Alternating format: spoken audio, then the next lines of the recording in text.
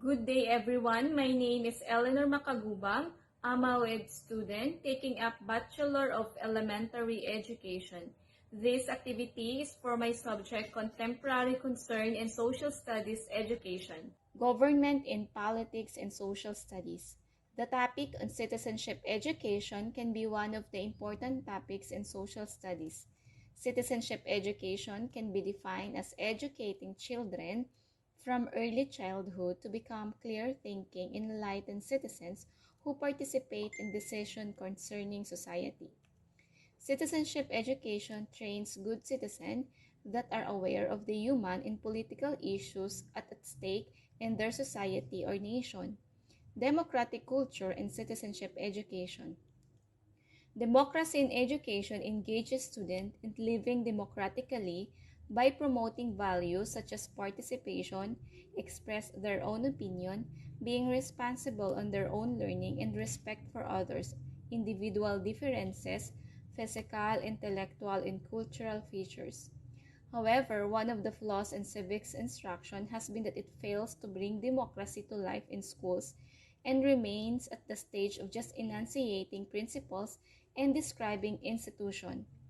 Therefore, the school should utilize the method and approaches that instill the values of being educated citizen, not just by intellectual knowledge but also moral and ethical values that makes them a good citizens by creating the school atmosphere that foster positive attitude and behavior towards others.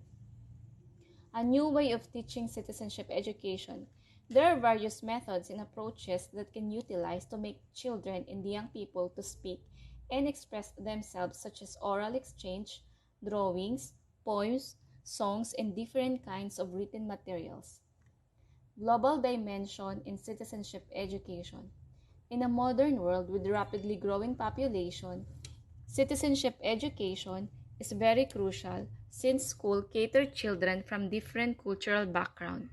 They are required to mingle with and learn how to respect and understand other culture other than their own, or what we call multiculturalism. The Philippine government.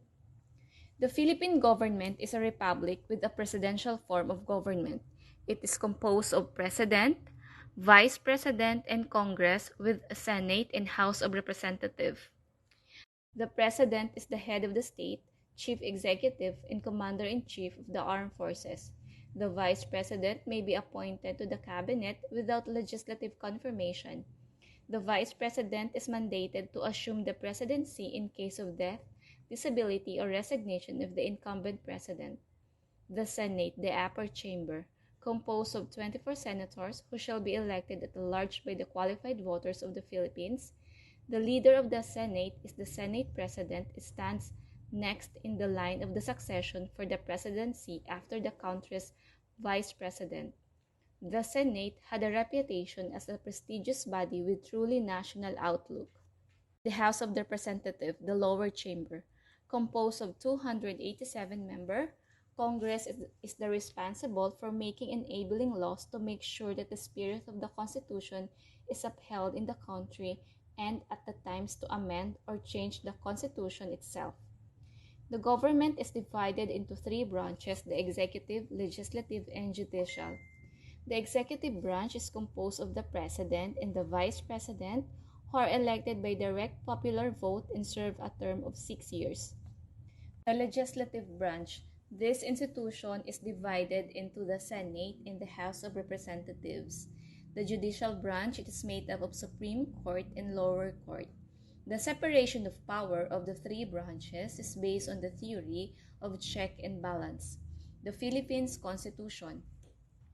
The 1987 Constitution of the Republic of the Philippines is the latest constitution of the Philippines that was ratified under the Aquino administration on February 2, 1987 and became effective on February 11, 1987.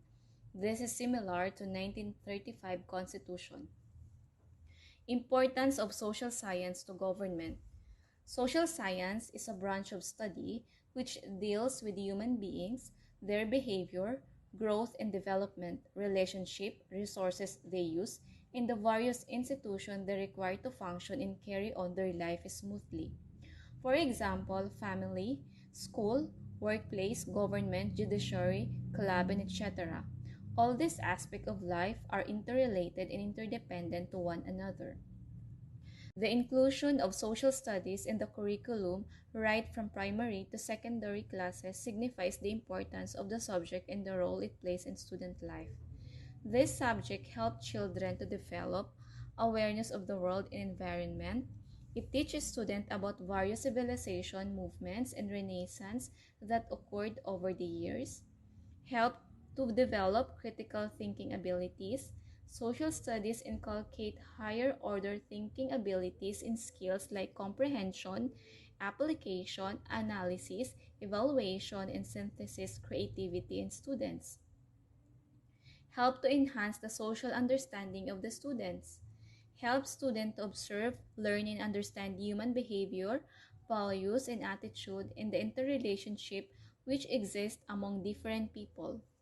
Help students to become better citizens, making children aware of their role and responsibilities, particularly in relation to social and civic affairs. Social science prepares students to grow up as active, responsible, and reflective members of society. Thank you.